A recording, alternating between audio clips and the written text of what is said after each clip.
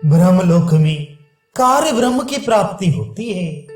इस बादरी के मत का वर्णन वेदांत दर्शन चौथा अध्याय तीसरा पाद सातवां सूत्र। आचार्य बादरी का मत है कि कार्य ब्रह्म को अर्थात ऋण गर्भ को प्राप्त होती है, क्योंकि गमन करने के कथन की उत्पत्ति इस कार्य ब्रह्म के लिए ही हो सकती है। व्याख्या।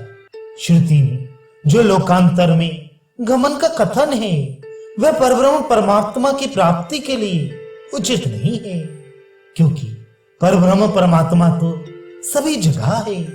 उनको पाने के लिए लोकांतर में जाने की क्या आवश्यकता है।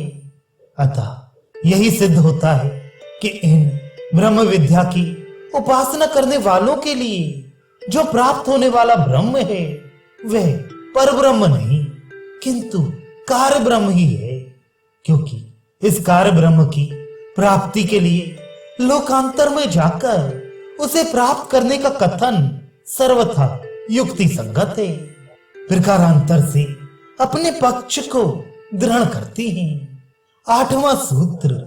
तथा विशेषण देकर स्पष्ट कहा गया है, इसलिए भी कार्य ब्रह्म की प्राप्ति मानना ही उचित है। व्याख्या। मानस पुरुष इनको ब्रह्मलोकों में ले जाता है। इस श्रुति में ब्रह्मलोक में बहुवचन का प्रयोग किया गया है तथा ब्रह्मलोकों में ले जाने की बात कही गई है, ब्रह्म को प्राप्त होने की बात नहीं कही गई। इस प्रकार विशेष रूप से स्पष्ट कहा जाने के कारण भी यही सिद्ध होता है कि कार्य ब्रह्म को ही प्राप्त होता है, क्योंकि वह लोकों का स्वामी है। अतः भोग्य भूमि अनेक होने के कारण लोकों के साथ बहुवचन का प्रयोग उचित ही है। दूसरी श्रुति में जो ये कहा है कि वह अमानव पुरुष इनको ब्रह्म के समीप ले जाता है, वह कथन कार्य ब्रह्म मानने से उपयुक्त नहीं होता, क्योंकि श्रुति का उद्देश्य यदि कार्य ब्रह्म की प्राप्ति बताना होता तो ब्रह्मा के समीप पहुंचा देता है, ऐसा कथन होना चाहिए था। इस पर कहते हैं नौवां सूत्र। वह कथन तो ब्रह्म की समीपता के कारण ब्रह्मा के लिए हो सकता है। व्याख्या। जो सबसे पहले ब्रह्म को रचता है तथा जो उसको समस्त वेदों के ज्ञान को प्रदान करता है, परमात्म ज्ञान विषयक बुद्धि को प्रकट करने वाले उस प्रसिद्ध परम देव परमेश्वर की मैं मोक्ष साधक शरण ग्रहण करता हूं। इस श्रुति कथन के अनुसार ब्रह्मा उस पर ब्रह्म का पहला कार्य होने के कारण ब्रह्मा को ब्रह्म कहा गया है, ऐसा मानना युक्ति संगत हो सकता है। गीता में कहा है कि ब्रह्मा के लोक तक सभी लोक पुनरावृत्तिशील हैं। इस प्रसंग में ब्रह्मा की आयु पूर्ण हो जाने पर वहां जाने वालों को वापस लौटना अनिवार्य है, और श्रुति में देवयान मार्ग से जाने वालों का वापस न लौटना स्पष्ट कहा है।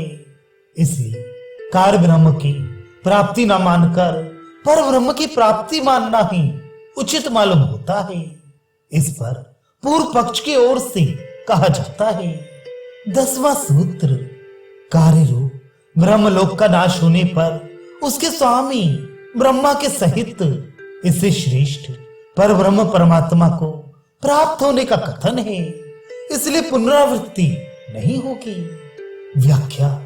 जिन्होंने उपनिषदों के विज्ञान द्वारा उनके अर्थभूत परमात्मा का भली भांति निश्चय कर लिया है तथा कर्म फल और आसक्ति के त्याग रूप योग से जिनका अंतःकरण शुद्ध हो गया है, वे सब साधक ब्रह्मलोकों में जाकर अंतकाल में परम अमृत स्वरूप होकर भली भांति मुक्त हो जाते हैं।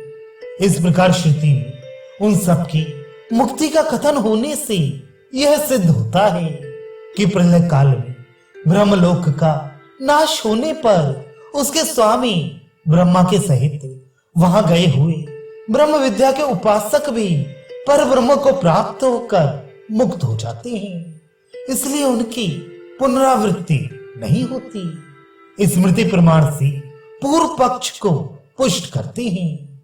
11वां सूत्र, स्मृति प्रमाण से भी यही बात सिद्ध होती है। व्याख्या, वे सब शुद्ध अंतःकरण वाले पुरुष प्रलय काल प्राप्त होने पर समस्त जगत के अंत में ब्रह्मा के साथ उस परम पद में प्रविष्ट हो जाते हैं। इस प्रकार स्मृति में भी यही भाव प्रदर्शित किया है, इसलिए कार्य ब्रह्म की प्राप्ति होती है। यही मानना ठीक है। यहां तक पूर्व पक्ष की स्थापना करके उसके उत्तर में आचार्य जैमिनी का मत उद्धृत करते हैं, जो अगले प्रकरण में आरंभ करेंगे।